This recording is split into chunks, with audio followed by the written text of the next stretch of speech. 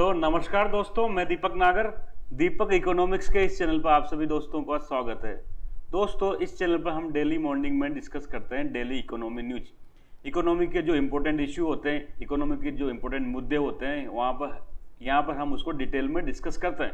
आज है दोस्तों 13 सितंबर। आई होप आप सब दोस्तों ने अब तक न्यूज़पेपर पढ़ लिया होगा। मैं यहाँ पर डिस्कस करता हूँ इकोनॉमिक टाइम्स। हालांकि दोस्तों, आज के इकोनॉमिक टाइम्स में कोई विशेष न्यूज़ नहीं है, इसलिए मैं कोई न्यूज़ को तो आज यहाँ डिस्कस नहीं कर रहा, लेकिन मैं एक ऐसे इंपॉर्टेंट इश्यू को डिस्कस कर रहा हूँ जो आप लोग लिख के रख लो। इस बार दुनिया का जो भी इंडिया में कोई भी एग्जाम होगा उससे क्वेश्चन पूछा जाने वाला है। इस साल 2023 की सबसे बड़ी घटना इंडिया में होने वाली है। जी हाँ, मैं चंद्रयान 3 की बात नहीं कर रहा, I am talking about G20 summit. आप सबने G20 का माहौल देख लिया होगा। 9 से 10 सितंबर के बीच में जितने भी दुनिया भर के बड़े बड़े व्यक्ति थे, सारे देशों के प्रधानमंत्री, राष्ट्रपति, चाहे वो यूएस के राष्ट्र प्रेसिडेंट हो जो बिडेन, चाहे वो कनाडा के हो, चाहे वो ब्रिटेन के पीएम हो, सब यहाँ इंडिया में मौजूद थे 9 से 10 सितंबर के बीच में। ये समिट बहुत ही इंपॉर्टेंट थी इंडिया के दृष्टिकोण से, इंडिया के विजन के दृष्टिकोण से, पूरी दुनिया में इंडिया की इमेज बढ़ाने के लिए से ये इसका काफ़ी इंपॉर्टेंस है। तो दोस्तों, अब ये खत्म हो चुकी है। इसका जो यूफोरिया था, जो एक वो ग्लैमर था, वो खत्म हो चुका है। अब हमारे पास पर्याप्त टाइम है कि हम इसको डिटेल में डिस्कस कर सकें। देखो, कोई भी सब्जेक्ट जब डेवलप होता है तब उसको नोट्स बना के पढ़ने की पूरी जरूरत नहीं होती, स्टार्ट में उसको दे दे पढ़ो। अब G20 का पूरा मुद्दा खत्म हो चुका है, तो आज हम G20 का एक एक इशू यहाँ पर हम डिटेल में डिस्कस कर लेंगे। तो सबसे पहले तो आप ये फोटो देखिए। ये फोटो आप में शायद ही कोई हो इस दुनिया में, इंडिया में, देश में, कि इसने ये फोटो नहीं देखा हो। बेसिकली ये तो क्या है, G20 है। यहाँ पे मदर अर्थ को रिप्रेजेंट कर रहा है। साथ में क्या, ये भारत 2023 इंडिया, मतलब भारत में 2023 में जो हो रही समिट है। इसके अलावा जो इसका हम देख सकते हैं मोटो, वसुधैव कुटुंबकम, सारे धरती क्या है, सारे जो वसुधैव क्या है, एक परिवार की तरह है। इसका जो मोटो था, one earth one family one future, जो हमारा एंशिएंट विजडम है, जो हमारी एंशिएंट नॉलेज है, उसको ये रिप्रेजेंट करता है बेसिकली, जो हमारी वैदिक कल्चर को। One earth one family one future, ये लोगों तो आपने सबने देखा होगा। इनको सबको याद करना पड़ेगा दोस्तों, एग्जाम में पूछा जाएगा। एग्जाम में पूछा जाएगा कि भाई G20 में, लेटेस्ट में होने वाली समिट में इंडिया का क्या, जो इसका मोटो था, क्या था। तो one earth one family one future, ये 18th समिट थी ऐसी दोस्तों। इसके बारे में हम डिटेल में डिस्कस करेंगे। एक बार आप इसमें देख सकते हैं कुछ बड़े बड़े जो डिसीजन हुए। एक ग्लोबल बायोफ्यूल अलायंस की घोषणा की गई इंडिया द्वारा, ग्लोबल बायोफ्यूल्स अलायंस की। साथ में एक जो इकोनॉमिक कॉरिडोर है, इंडिया मिडल ईस्ट और यूरोप इकोनॉमिक कॉरिडोर की घोषणा की गई है। साथ में G20 को इसमें क्या किया गया, G20 को भी इसमें शामिल किया गया है। अब मेंबर में अभी G20 न रखे क्या बन जाएगा, G21 बन जाएगा। तो इसके बारे में हम देखेंगे। तो अब हम एक एक करके बढ़ते हैं। सबसे पहले तो दोस्तों हम बेसिक की तरफ पढ़ेंगे। आपने ये सब फोटो मैंने आपको दिखा दिया। ये फोटो देख सकते हैं, जब अफ्रीका की जो अफ्रीकन यूनियन को, AU को इसमें मेंबर बनाया, तब उनके देखो जो वहाँ के अफ्रीकन यूनियन के चेयरपर्सन थे, कोमोरोस के प्रेसिडेंट, उसको मोदी जी ने झप्पी लग दे दी। कितनी खुशी की बात थी, काफ़ी खुशी का पल था अफ्रीका के लिए। तो इसको भी हम देखेंगे। एक ग्लोबल बायोफ्यूल अलायंस देख सकते हैं आप। ये अमेरिकन प्रेसिडेंट बाइडेन साहब है, ये हमारे मोदी जी हैं, ये ब्राज़ील के प्रेसिडेंट हैं, और ये इटली की प्राइम मिनिस्टर है। इन सब ने मिलकर ग्लोबल बायोफ्यूल्स अलायंस की घोषणा करी है। इसको भी हम देखेंगे क्या मैटर है पूरा। सबसे पहले तो हम G20 के बारे में हल्का हल्का जान लेते हैं। वैसा एक दोस्तों, G20 के बारे में मैं डिटेल में एक बार पूरी हिस्ट्री, पूरा बैकग्राउंड डिस्कस कर चुका हूँ। आज उसका टाइम नहीं है। आज तो हम जो ये लेटेस्ट G20 समिट हुई है इंडिया में, इसके बारे में डिस्कस करेंगे। फिर भी मैं बता दूं दोस्तों, G20 की बेसिकली स्थापना 1999 में हुई थी, 1999 में हुई थी, जब 1997 में ईस्ट एशियन क्राइसिस पैदा हो गई थी। जैसे कि थाईलैंड में, मलेशिया में, इंडोनेशिया ऐसे देशों में वित्तीय संकट पैदा हो गया था। उससे लड़ने के लिए 1999 में ये G20 की स्थापना हुई थी। स्टार्टिंग में ये दोस्तों प्रधानमंत्री के नहीं मिलते थे, केवल फाइनेंस मिनिस्टर्स मिलते थे, एंड सेंट्रल बैंक गवर्नर, जो जैसे RBI के गवर्नर हैं, ऐसे हर देश में कोई ना कोई सेंट्रल बैंक है, उसका गवर्नर होगा। ये लोग आपस में मिलकर इकोनॉमिक पॉलिसी पर डिस्कस करते थे। मैं यहाँ पर आपको क्लियर कर देना चाहता हूँ कि G20 बेसिकली इकोनॉमी के मामले के लिए बनाया गया है। यहाँ पर जियो पॉलिटिक्स की बात नहीं होती, यहाँ पर और कोई अन्य बातें नहीं होती, कोई आर्मी की, कोई डिफेंस की। इसलिए अभी दिक्कत आई थी कि भाई यूक्रेन के इशू पे क्या बोलेंगे। तो बेसिकली गवर्नमेंट का कहना था भाई G20 तो क्या है, इकोनॉमिक फोरम है, ये जियो पॉलिटिकल भू राजनीतिक लड़ाई झगड़े का बिंदु नहीं है। यहाँ पर तो इकोनॉमिक पॉलिसी बनाई जाती है। तो 1990 में इसकी स्थापना हुई। बाद में 2008 में दोस्तों इसको अपडेट किया गया। आप सबको पता है 2007-8 में ग्लोबल फाइनेंशियल क्राइसिस पैदा हो गई थी। पूरी दुनिया में वैश्विक वित्तीय संकट पैदा हो गया था। अमेरिका में कई बड़े बड़े बैंक जैसे लेमन ब्रदर्स डूब गए थे। तो उसके लड़ने के लिए इसको अपग्रेड किया और इसको हेड ऑफ द स्टेट के लेवल पे किया। हेड ऑफ स्टेट मतलब 1990 से 2007 तक केवल फाइनेंस मिनिस्टर और सेंट्रल बैंक के गवर्नर मिलते थे, लेकिन 2008 के बाद से इसको क्या किया, इसको अपग्रेड किया। अब हेड ऑफ द स्टेट जैसे कि प्रधानमंत्री, राष्ट्रपति, ऐसे लोग मिलने लगे। तो अगर यहां से इसकी सबमिट करें तो 18 सबमिट इंडिया में हुई है। क्या हुई है? 18 सबमिट जो मैं कहूँ 2023 में कहाँ हुई है? न्यू दिल्ली में हुई है। न्यू दिल्ली में हुई है। कब से कब तक? 9 और 10 सितंबर को। इससे पहले 2022 में कहाँ हुई थी? तो 2022 को भी आप ध्यान रख सकते हैं, इंडोनेशिया में हुई थी। इंडोनेशिया हम सब जानते हैं। इसके बाद जो अब भारत ने कमान किसको संभलाई? भारत ने G20 की कमान ब्राजील को संभला दी दोस्तों, ब्राजील को। ब्राजील 2024 में होस्ट करेगा G20 की समिट को। तो यहां तक तो इस समिट का गेम था। मैंने बता दिया अभी लेटेस्ट में 2023 में 18वीं समिट हुई है। अगले आने वाले टाइम में भारत ने कमान संभला दी ब्राजील को, और इसके पहले इंडोनेशिया में हुई थी। ठीक है, बात यहां तक 18 समिट थी, 9-10 सितंबर को ये चली। इसके बाद दोस्तों G20 इतना इंपॉर्टेंट क्यों है? G20 इंपॉर्टेंट इसलिए दोस्तों, G20 का अगर देशों की बात की जाए तो ये पूरी दुनिया में जितना प्रोडक्शन होता है ना, उसका 85% यहाँ होता है। मतलब 85% ऑफ ग्लोबल जीडीपी कौन प्रोड्यूस करता है? 85% ऑफ ग्लोबल जीडीपी ये केवल G20 देशों में हो जाती है। लगभग 2/3 पॉपुलेशन यहाँ पर रहती है। दुनिया में जितनी पॉपुलेशन है उसका 2/3 पॉपुलेशन यहाँ रहता है। तो G20 देश अपने आप में इंपॉर्टेंट हो जाता है। इसमें दोस्तों देश तो 19 ही हैं, नाम G20 है, देश कितने हैं? 19 हैं। तो फिर सर एक कहां से पैदा हुआ? तो एक जो यूरोपियन यूनियन का संगठन है यूरोपीय देशों का, उस संगठन को भी एक मेंबर के रूप में मान्यता मिली हुई है। यूरोपियन यूनियन जो यूरोपियन देशों का संगठन है उसको मान्यता मिली हुई है। देखो यूरोपीय देशों का 2 मजा, यूरोपीय देश इसमें इंडिविजुअल भी है, 19 में जर्मनी भी है, इटली भी है, और साथ में उनका संगठन है उसको भी मेंबरशिप है। इस प्रकार से टोटल 20 हो जाते हैं। इसमें दुनिया के जितने भी बड़े बड़े डेवलप कंट्री हैं, साथ में जो डेवलपिंग कंट्री है वो सब शामिल है। जैसा कि मैं कुछ एग्जाम्पल बता, America, Canada, Britain, Germany, Italy, Turkey, Saudi Arabia, India, China, Russia, Brazil, Argentina, ऐसे देश इसमें शामिल है। ये सब मैं डिटेल में पहले पढ़ा चुका। ठीक है, बात यहां तक। तो हम ऐसे बढ़ते रहे, 2008 में पहले सबमिट हुई, चलता रहा। लेटेस्ट में हम G20 की जो इंडिया ने क्या किया, 18th G20 की सबमिट करी। दोस्तों आप में से कई लोग कंफ्यूज होंगे कि सर ये G20 की सबमिट अभी हुई, लेकिन प्रोग्राम तो साल भर से चल रहे हैं। उदयपुर में हमारी शेरपा मीटिंग हुई थी, जोधपुर में कुछ मीटिंग हुई थी। इसके बाद पूरे इंडिया के लगभग ऐसा कोई शहर नहीं हो जहां पर G20 की मीटिंग नहीं हुई। तो वो क्या था? तो दोस्तों G20 की जो हेड लेवल की है ना, जो मुखिया की, वो सबमिट तो 9-10 सितंबर को हुई है। इस दिन क्या हुआ, सारे देशों के प्रधानमंत्री वगैरह आए और फाइनल डिसीजन यही होता है। लेकिन इसके पहले भी लोग मिलते हैं, ऑफिसर मिलते हैं। G20 ने कई सारे ग्रुप बना रखे हैं। जैसे G20 देशों के बिजनेसमैन मिलते हैं, उसको कहते हैं B20। भाई हर देश का क्या हो, 10-20 बिजनेसमैन आएंगे, उनकी मीटिंग होगी, उसको B20 कह देंगे। W20, G20 के जो वुमन है, जो महिलाएं हैं, ये आपस में मिलती है, तो उसको W20 कहते हैं। तो इसकी मीटिंग हुई। तो ऐसा भारत में लगभग 2023 में ऐसे लगभग 200 से ज्यादा मीटिंग हो चुकी थी। एक ऐसा माहौल बन चुका था देश में लगभग जनवरी से ही, जिसको आप कहना क्या। तो ऐसा लगभग 200 से ज्यादा इंडिया में मीटिंग हुई है। लगभग इंडिया के हर स्टेट में मीटिंग हुई है, चाहे वो तेलंगाना में हैदराबाद हो, चाहे वो बेंगलुरु हो, चाहे वो न्यू दिल्ली हो, चाहे वो उड़ीसा हो, सब जगह इसकी G20 की सबमिट हुई है। काफी ज्यादा व्यापक रूप से इसका प्रचार किया गया है। लगभग एक अनुमान के अनुसार भारत सरकार ने 4,500 करोड़, 4 से 4,500 करोड़ के आसपास इस पर G20 समिट पर खर्च किए। इसका मतलब गवर्नमेंट ऑफ इंडिया ने इसको हाईएस्ट प्रायोरिटी दी है। ठीक है, बात यहां तक। तो अब हम देखेंगे इसका जो हमारा मुद्दा है। बेसिकली मैंने इसका जो आपको ये 18 G समिट थी, इसका मैंने एक बेसिक बता दिया। आपको इसको बेसिक डिटेल में देखना हो तो मेरा पुराना वीडियो है, आप आराम से उस पर जाके देख सकते हैं। सबसे पहले G20 की स्थापना 1919 में हुई थी। क्यों हुई थी? क्योंकि ईस्ट एशियन क्राइसिस पैदा हो गए थे। जो ईस्ट एशियन में साउथ ईस्ट एशियन कंट्रीज हैं, जैसे इंडोनेशिया, मलेशिया, इनमें कुछ वित्तीय संकट पैदा हो गया था। तो उसको लड़ने के लिए, आपस में चर्चा करने के लिए G20 की स्थापना करी। फिर 2008 में इसको क्या किया? अपग्रेड किया। अब हेड ऑफ द स्टेट मिलेंगे, प्राइम मिनिस्टर, प्रेसिडेंट मिलेंगे। लेटेस्ट समिट जो इंडिया में हुई है 2023 की, 9-10 सितंबर 2023। अब अगली कहाँ होगी? तो 2024 में ब्राजील ने कमान संभाल ली। जल्द मिलेंगे हम ब्राजील में। ठीक है, इंपॉर्टेंस क्यों है मैंने बता रखा है आपको। इसमें टोटल 20 देश थे, 19 तो कंट्री है, एक संगठन है यूरोपियन यूनियन। 9 से 10 सितंबर में कहाँ हुई? भारत मंडपम में। आप सबको पता है, जो पुराना प्रगति मैदान है दिल्ली में, क्या है प्रगति मैदान है, वहाँ पे अभी लेटेस्ट में पुराना कुछ हटा के नया बिल्डिंग बनाई थी, नया ऑडिटोरियम बनाया था, जिसको क्या नाम दिया? भारत मंडपम नाम दिया गया। तो उसमें ये पूरे, इसमें जितना भी फंक्शन था ना G20 के, ये सारे वहीं ऑर्गेनाइज हुए थे। इसका मोटो हम सबको पता है, 1 अर्थ 1 फैमिली 1 फ्यूचर।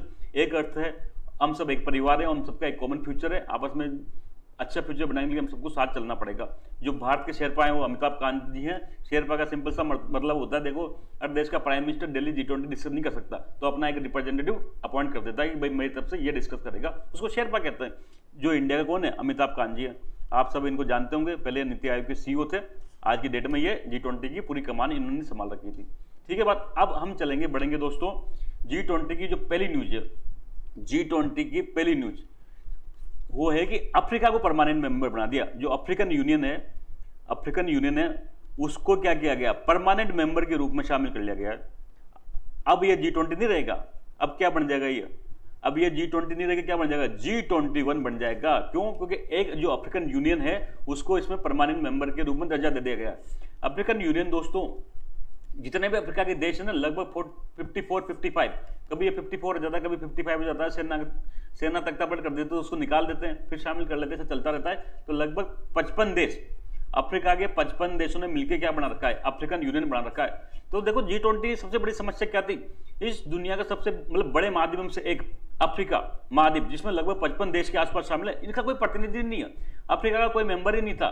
तो फिर गवर्नमेंट ऑफ इंडिया ने बहुत प्रयास किया, क्या किया, गवर्नमेंट ऑफ इंडिया ने बहुत प्रयास किया कि अफ्रीकन यूनियन को क्या मिले, परमानेंट मेंबरशिप मिले। तो इस समिट में सभी देश सहमत हो गए कि क्या करो, अफ्रीकन यूनियन को परमानेंट मेंबर बना दिया जाए। तो इससे क्या हो जाएगा, अब G20 हो जाएगा। ये भारत के लिए बहुत बड़ी विक्ट्री है दोस्तों। स्पेशली चाइना वगैरह जैसे देश नहीं चाहते थे कि अफ्रीका को मेंबरशिप मिले, लेकिन भारत ने प्रयास किया और भारत के प्रयास से अफ्रीकन यूनियन को मेंबरशिप मिल गई और ये इंडिया की बड़ी जीत है।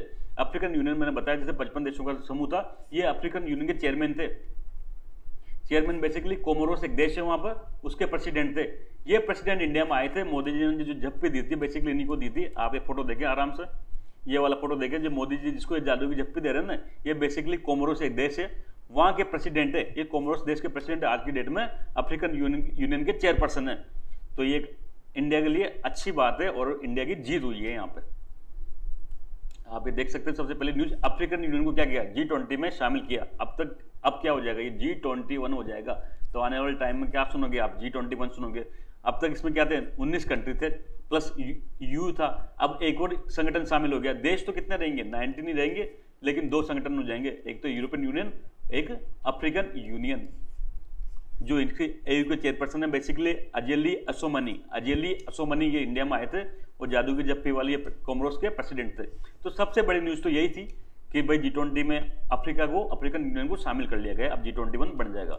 नेक्स्ट मुद्दे की तरफ हम बात करें तो G20 के भाई देखो, जितने भी मीटिंग होती है ना, चाहे वो G20 हो, G7 हो, G8 हो, कोई भी ग्रुप हो, उसके बाद में लास्ट में सब देश क्या करते हैं, एक डिक्लेरेशन पर साइन करते हैं, एक जारी करते हैं कि भाई हमने इस जो मीटिंग हुई है इसमें ये डिस्कस किया हुआ है और हम इस बिंदु पर सहमत है, ऐसा एक डिक्लेरेशन जारी करते हैं। लेकिन दोस्तों इस बार के जो G20 की मीटिंग के बाद उम्मीद नहीं थी कि सब लोग एक डिक्लेरेशन जारी कर पाएंगे। हर देश की अपनी अपनी प्रायोरिटी होती है। जनरली ये जो वेस्ट कंट्री थे, ये वेस्ट कंट्री या ये और देश थे, वो रशिया यूक्रेन वार पर कड़ा स्टैंड चाहते थे। इसको लेकर विवाद था कि भाई इसकी क्या करो, आलोचना की। तो ये रशिया यूक्रेन वार चल रहा है, अब कुछ देश तो रशिया के समर्थक हैं, कुछ यूक्रेन के समर्थक हैं, तो ये आपस में लड़ रहे थे कि भाई इसमें जो G20 का फाइनल डिक्लेरेशन हो उसमें क्या किया जाए, क्या रशिया की बुराई की जाए, क्या यूक्रेन को सपोर्ट किया जाए। तो ऐसा लेकर ऐसा चल रहा था कि भाई इसको फाइनल क्या होगा, सहमति नहीं बन पाएगी देशों के बीच में। लेकिन भारतीय डिप्लोमेट ने अपनी बुद्धि का परिचय दिया और फाइनली सब लोग इस डिक्लेरेशन पर सहमत हो गए, सबने साइन कर लिया। और दोस्तों जनरली जो डिक्लेरेशन होता है ना, लास्ट डेट आता है, जब समिट 2 दिन चली तो 10 तारीख को आनी चाहिए थी, लेकिन ये भारत ने इसमें 9 सितंबर को साइन करा लिया G20 डिक्लेरेशन पर। और एक तरह से ये भी क्या है, इंडिया की विजय है। तो हम सेकंड न्यूज देख सकते हैं, G20 की जो न्यू दिल्ली लेटेस्ट डिक्लेरेशन है, बेसिकली 9 सितंबर को साइन हो गया। ये भी क्या है, इंडिया के लिए बिग विन है। अगर हम उस देश की कमजोरी मानी जाती है होस्ट की, अगर वो कोई डिक्लेरेशन पर साइन नहीं करा पाता, लेकिन हमने करा लिया। अब एक इंपॉर्टेंट बिंदु है, वो है ग्लोबल बायोफ्यूल्स अलायंस का। भारत ने बेसिकली पीएम मोदी की इच्छा थी, इंडिया ने क्या किया, एक ग्लोबल बायोफ्यूल अलायंस को लॉन्च किया गया। ग्लोबल बायोफ्यूल अलायंस को लॉन्च किया गया। आप सब इसके बारे में मैं बाद में समझाऊंगा, पहले हम समझते हैं एक चक्कर। आप सबको पता है भारत में एक प्रोग्राम चलता है, ethanol blending program, ethanol blending program EBP। क्या करते हैं इसमें, EBP इसमें क्या करते हैं दोस्तों, पेट्रोल में क्या करते हैं, एथेनॉल मिलाते हैं। पेट्रोल में क्या करते हैं, एथेनॉल मिलाते हैं और फिर उसको क्या करते हैं, फ्यूल के रूप में इस्तेमाल करते हैं। अब आप बताओ, अगर पेट्रोल में एथेनॉल मिलाने लग जाएंगे तो पेट्रोल की डिमांड कम होगी, ज़्यादा होगी, तो पेट्रोल की डिमांड कम हो जाएगी। भाई पहले हम 100 लीटर पेट्रोल खर्च करते थे, लेकिन सपोज करो अब हम क्या करने लग गए, पेट्रोल में एथेनॉल मिलाने लग गए, तो 90 लीटर तो क्या चाहिए, पेट्रोल चाहिए, 10 लीटर एथेनॉल चाहिए, चाहिए नहीं चाहिए। तो आज के डेट में इंडिया 10% एथेनॉल मिला रहा है, इसको कहता है E10। कई बार सुना होगा आपने, E10 फ्यूल है।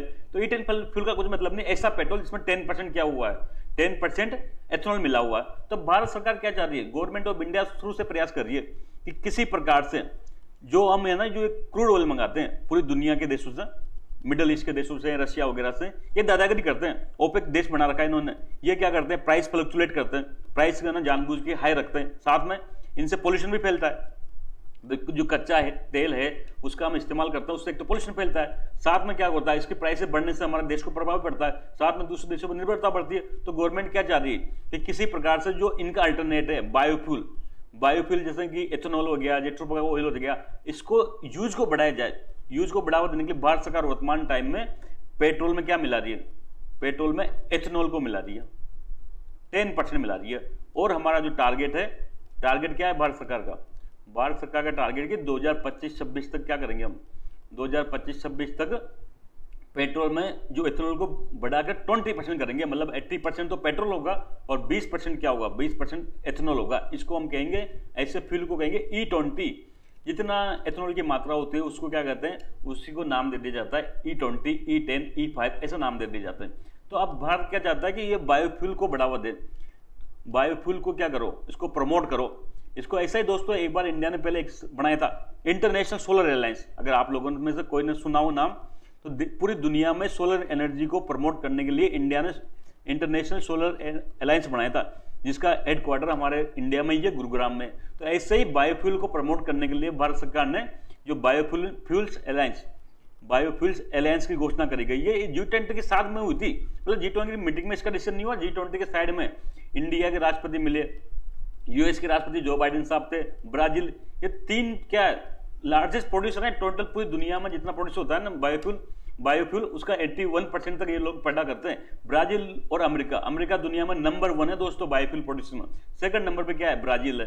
इंडिया का नंबर थोड़ा बाद में आता है, लेकिन फर्स्ट सेकंड पर कौन कौन है, यूएसए और ब्राजील है। तो ये देश क्या चाहते हैं कि ये बायोफ्यूल को बढ़ावा दें, इसके लिए टेक्नोलॉजी चाहिए। तो टेक्नोलॉजी को आपस में क्या करो, कोऑपरेट करो। जब देश मिलेंगे तभी तो टेक्नोलॉजी का कोऑपरेशन होगा। इसके लिए फाइनेंस की आवश्यकता पड़ेगी, पैसे की आवश्यकता पड़ेगी। तो आपस में क्या करो, बायोफ्यूल अलायंस हो, बायोफ्यूल के प्रमोशन को लिए, बायोफ्यूल के ट्रेड को बढ़ावा देने के लिए आपस में मिलकर क्या करो, आपस में मिलकर प्रमोट करो। इसके लिए क्या गवर्नमेंट ने क्या किया, ये जो बायोफ्यूल अलायंस की घोषणा करी, भारत इसका मुख्य लीडर है।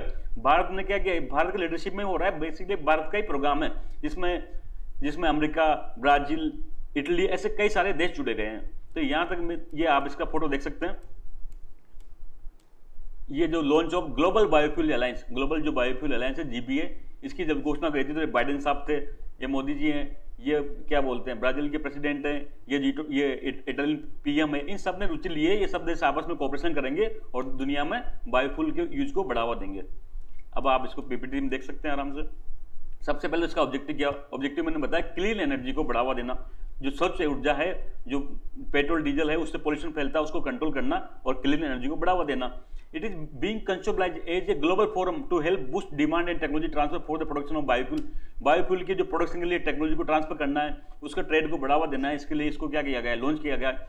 कई देश दुनिया में जिसके फाउंडिंग मेंबर बेसिकली 3 ही देश हैं, एक तो इंडिया है, इंडिया तो मेन इसका प्रोमोटर है, इसका सहयोग किया USA ने, और किसने किया, और ब्राजील ने किया। तो ये 3 तो फाउंडिंग मेंबर हैं, बाकी लोग जुड़ सकते हैं। तो बाकी में से कौन जुड़ा, जर्मनी जुड़ गया और कई सारे देश जुड़े हैं। और इसका दोस्तों कोई भी मेंबर बन सकता है।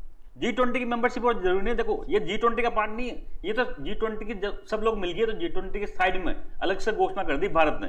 तो इसका मेंबर कोई भी बन सकता है, any country can join, any country can join. अब तक 12 देश इसमें शामिल हो गए। कितने देश शामिल हो गए, 12 कंट्री इसमें शामिल हो गए, और लगभग 19 कंट्रीज में शामिल हो गए, और लगभग 12 जो संगठन है ना, इंटरनेशनल ऑर्गेनाइजेशन जैसे वर्ल्ड बैंक टाइप के, ऐसे देशों ने इसकी मेंबरशिप कर ली। इसकी मेंबरशिप खुली रहेगी, आगे भी कोई देश इच्छुक रखता है तो वो ज्वाइन कर सकता है। अब मुझे बताओ इतना कि ग्लोबल बायोफ्यूल जो अलायंस लॉन्च किया गया, तो ये ओपेक कंट्रीज से खुश होंगे दुख होंगे,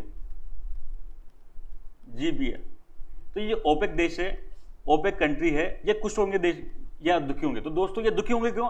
ओपेक कंट्री कौन से हैं? जो क्रूड ऑयल प्रोड्यूस करते हैं, क्रूड ऑयल प्रोड्यूस करते हैं।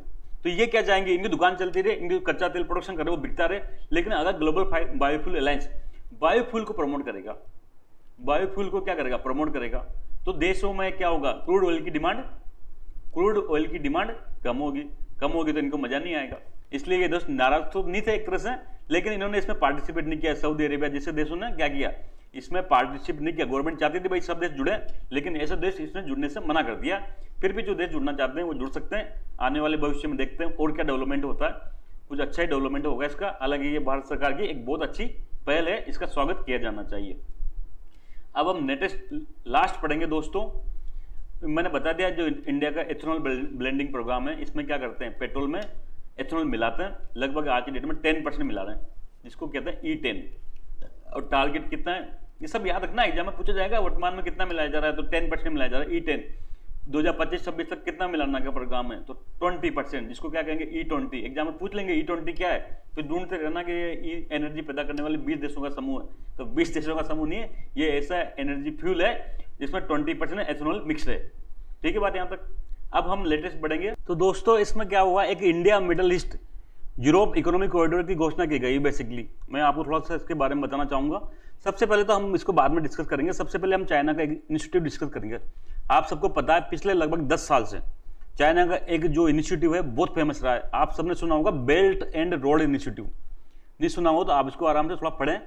Belt and road initiative, BRI, सुना होगा। इसके तहत चाइना क्या कर रहा है? पूरी दुनिया में बड़ी भारी मात्रा में पैसे को निवेश कर रहा है, बड़ी भारी मात्रा में इंफ्रास्ट्रक्चर में निवेश कर रहा है, पोर्ट बना रहा है। जैसे कि इसका एग्जांपल तो हम सबको पता है, ये तो हर बच्चे को याद है। हम्बनटोटा पोर्ट कहाँ बनाया? हम्बनटोटा पोर्ट कहाँ पे बनाया? श्रीलंका में। और कई जगह पे दुनिया भर में, म्यांमार में, पाकिस्तान में, गोवा, सब जगह पोर्ट बना रहा है। इसके बाद पोर्ट के साथ में क्या बन रहा है? रेलवे नेटवर्क बना रहा है, रेलवे नेटवर्क डेवलप कर रहा है। रेलवे नेटवर्क से चाइना जैसे कि पाकिस्तान में बना रहा है। इसके बाद में एनर्जी पाइपलाइन डाल रहा है, पोर्ट बना रहा है। और कई जगह जैसे एयरपोर्ट वगैरह सब जगह, सब पूरी दुनिया के देशों में बड़ी भारी मात्रा में ऐसे निवेश कर रहा है। चाहे वो एशिया के गरीब देश हो, चाहे वो अफ्रीका के देश हो। अफ्रीका के कई देशों को तो चाइना ने इतना कर्ज दिया निवेश के लिए कि वो क्या हो गया, अब वो कर्ज नहीं चुका पाए, दिवालिया की स्थिति होगी उनकी, क्या हो रही है? इंसॉल्वेंसी की। आप लोग देखोगे जो श्रीलंका की स्थिति हुई ना दोस्तों, श्रीलंका आज की डेट में दिवालिया टाइप है। इसके बड़े भी कारण क्या है? चाइना ट्रेड पर। चाइना क्या करता है? उधार देता है लोगों को, उधार करके आप बनाओ बंदरगाह। अरे बंदरगाह की जरूरत ही नहीं उस देश में। श्रीलंका में हम्बनटोटा पोर्ट बनवा दिया, अब श्रीलंका को जरूरत नहीं थी उस पोर्ट की, लेकिन पैसा उधार देके बना लिया। अब चुका नहीं सकते तो श्रीलंका ने क्या, चाइना ने क्या किया? उस पोर्ट पे कब्जा कर लिया, उसका मालिकाना बन गया। तो ऐसे पूरी दुनिया में चाइना इस BRI प्रोजेक्ट के माध्यम से बड़ी भारी मात्रा में पैसा उधार दे देके इन्वेस्ट कर रहा है डेवलपमेंट के लिए। तो इससे क्या हो रहा है? ये देश डेट ट्रैप में फंस रहे हैं। क्या कर रहे हैं? डेट के ट्रैप में फंस रहे हैं, उन पर ज्यादा कर्जा हो रहा है जिसको चुका पाने की स्थिति नहीं है। तो अब ये चाइना ऐसा करेगा, पूरी दुनिया में उसकी धाक जमेगी, तो अमेरिका को जमेगा क्या? नहीं जमेगा। तो G27 देश हैं, G7 देशों ने बेसिकली BRI प्रोजेक्ट से लड़ने के लिए, BRI प्रोजेक्ट को कंपटीशन देने के लिए एक प्रोजेक्ट लॉन्च किया गया था, PGII करके, project for global project for global infrastructure investment. ये PGII करके बेसिकली G7 ने एक प्रोजेक्ट लॉन्च किया था। इसके तहत भी ये काम होते हैं जो BRI के तहत होते हैं। इसके तहत क्या होता है? अफ्रीका के देश है, एशिया के देश है, ऐसे देशों को क्या किया जाता है? पैसा दिया जाता है, ताकि आप क्या करो? चाइना की उधारी पर डिपेंड नहीं रहो, हमसे पैसा ले लो और आप क्या करो? अपने क्षेत्र में निवेश करो, आधारभूत ढांचे का विकास करो, बंदरगाह बनाओ, रेलवे पाइपलाइन डालो, रेलवे नेटवर्क डालो, पाइपलाइन डालो, गैस पाइपलाइन, जो भी करना है करो, लेकिन इसके अल्टरनेट के रूप में PGI को बनाए। यहाँ पर कुछ शर्तें ईजी थी, जो कंडीशन थी ना इंटरेस्ट रेट वगैरह की, वो ईजी थी। तो दोस्तों इस PGI के तहत बेसिकली एक USA का ड्रीम प्रोजेक्ट है। इसी के तहत जो अभी लेटेस्ट में G20 में भारत में घोषणा की गई है कि इंडिया, मिडल ईस्ट और यूरोप, अगर आपने दुनिया का मैप देखा हो तो ये आपस में जुड़ रहे हैं। इंडिया से फिर क्या होता है, जो ये अरब महासागर शुरू हो जाता है, फिर मिडल ईस्ट आता है और फिर यूरोप आ जाता है। तो इस इंडिया, मिडल ईस्ट, यूरोप को जोड़ने के लिए एक कॉरिडोर बनाया जाएगा, एक इकोनॉमिक कॉरिडोर बनाया जाएगा। दोस्तों कैसे बनाया जाएगा? शुरुआत में देखो, जैसे कि मैं एक मोटा मोटी मैप बना दूं, ये तो इंडिया हो गया, यहाँ के लगभग क्या बोलते हैं, मैं कह दूं यहाँ पे लगभग क्या है, ये मिडल ईस्ट के देश हैं, और इधर ऊपर क्या हो जाएगा? ऊपर यूरोप हो जाएगा, और ये सब क्या है? ये अरेबियन सी है, इधर ये अफ्रीका महाद्वीप आ जाएगा, यहाँ पे स्वेज नहर बनी हुई है, ये तो आपने देखा होगा ना, एक मोटा मोटी सॉरी पर ऐसे टाइम पास कर सकते हैं। तो अभी आज की डेट में क्या है, यूरोप से इंडिया को जुड़ने के लिए क्या चाहिए, हम यहाँ से अरब सागर में होकर क्या करते हैं, स्वेज नहर में होकर यूरोप जाते हैं। लेकिन नहीं दोस्तों, जो लेटेस्ट में कॉरिडोर बना है एक काफी बहुत बड़ा व्यापक प्रोजेक्ट है। इसके तहत क्या किया जाएगा, इंडिया से मिडिल ईस्ट जाएंगे। कैसे जाएंगे, तो ये तो समुद्र शिपिंग के माध्यम से जाएंगे, शिपिंग के माध्यम से जाएंगे। फिर मिडिल ईस्ट में क्या बनेगा, रेलवे नेटवर्क बनेगा। देखो इंडिया में और यूरोप में तो रेलवे नेटवर्क बहुत अच्छा है, लेकिन मिडिल ईस्ट के देश हो गए, चाहे वो सऊदी अरब हो गया, चाहे वो यूएई हो गया, इनमें क्या रेलवे नेटवर्क उतना नहीं जितना होना चाहिए। रेलवे नेटवर्क की डेंसिटी कितनी है, तो अगर इंडिया का माल जाएगा तो यहाँ पे मिडिल ईस्ट में कैसे जाएगा, इंडिया से तो चल गया मालो सब समुद्र सी रूट के माध्यम से यहाँ मिडिल ईस्ट के इस पे, लेकिन अगर उसमें रेलवे नेटवर्क नहीं होगा तो माल कैसे पहुंचेगा यूरोप में, या यूरोप से कैसे आएगा। तो रेलवे नेटवर्क बिछाया जाएगा, साथ में कुछ और भी काम किए जाएंगे। बेसिकली इसमें है ना कुछ हाई स्पीड जो हमारे हाई स्पीड जो नेटवर्क है, केबल है, ये भी बिछाई जाएगी। तो इससे क्या होगा, इससे ना इंडिया और यूरोप के और मिडिल ईस्ट के देशों के बीच व्यापार करना बहुत आसान हो जाएगा। आपस में सप्लाई चेन जुड़ जाएगी, सप्लाई आराम से, जो माल की सप्लाई है उतना ही आसान हो जाएगा। इसको हम कभी डिटेल में और डिस्कस करेंगे, आज तो इतना ही काफी है। बेसिकली मैंने बताया ये प्रोजेक्ट है, इसका ड्रीम प्रोजेक्ट है। इसमें इंडिया शामिल है, अमेरिका शामिल है, यूएई मिडिल ईस्ट के शामिल है, सऊदी अरबिया शामिल है, यूरोपियन यूनियन शामिल है, फ्रांस, इटली, जर्मनी, यूएसए देश शामिल है। बेसिकली ये यूएसए का ज्यादा इसमें इंप्लीमेंट है। यूएसए के तहत मुझे लगता है इसकी फंडिंग होगी। इसके तहत क्या किया जाएगा, रेलवे नेटवर्क डेवलपमेंट किया जाएगा, शिपिंग डेवलप की जाएगी, शिपिंग कॉरिडोर बनाया जाएगा। कैसे, नए नए पोर्ट बनाए जाएंगे। इंडिया से माल जाए तो वहां पोर्ट की व्यवस्था नहीं है तो कैसे माल पहुंचेगा, तो न्यू पोर्ट वगैरह डेवलपमेंट किए जाएंगे, जिससे क्या होगा, माल को लाना ले जाना आसान होगा। ये किसके तहत किया जा रहा है, तो मैंने बताया था G7 का एक प्रोजेक्ट था, the partnership for global infrastructure investment, GPGII, the partnership for global infra investment. China के BRI के मुकाबले में G7 देशों ने यह लॉन्च किया गया था। इसके तहत इस प्रोजेक्ट की फंडिंग की जाएगी। आप देख सकते हैं इसमें क्या क्या शामिल होगा, इसमें रेल नेटवर्क शामिल होंगे, इसमें हाइड्रोजन गैस की पाइपलाइन शामिल होगी, इसमें बंदरगाह को डेवलपमेंट किया जाएगा। बेसिकली ये ट्रांसनेशनल, एक देश से दूसरे देश के लिए क्या है, रेलवे और शिपिंग प्रोजेक्ट है। इससे इनको क्या किया जाएगा, रेलवे और शिपिंग रूट को मजबूत किया जाएगा। इससे क्या होगा, इससे इन देशों के बीच कनेक्टिविटी को बढ़ावा मिलेगा, देशों के आपस में घनिष्ठता बढ़ेगी, इकोनॉमिक इंटीग्रेशन बढ़ेगा, आप आसानी से क्या होगा, व्यापार करना आसान हो जाएगा। इसके अंदर दो नोड हैं, बेसिकली दो कॉरिडोर हैं ये। एक तो सबसे पहले तो ईस्ट कॉरिडोर है। ईस्ट कॉरिडोर में क्या होगा, इंडिया से कहां पहुंचेंगे, इंडिया से अरेबियन जो एरिया है वहां पे पूछा जाएगा। इंडिया से कहां जाएगा, अरब सागर के देशों में, अरेबियन गल्फ में, अरेबियन की जो एरिया है वहां पे पहुंचा जाएगा। फिर सेकंड है नॉर्थ कॉरिडोर। नॉर्थ कॉरिडोर में क्या होगा, जो अरेबियन गल्फ से फिर यूरोप के देशों को कनेक्टिविटी मिलेगी। तो दोस्तों आज का ये जो G20 का था हमने डिस्कस कर लिया। आई होप आप सब दोस्तों ने इसको समझा होगा और इस पर विचार करेंगे। इसको दोस्तों अच्छे से तैयार करना हमको, ये एग्जाम में पूछा जाएगा 100%। तो अभी के लिए इतना ही, जल्द मिलेंगे, तब तक के लिए थैंक यू, जय हिंद।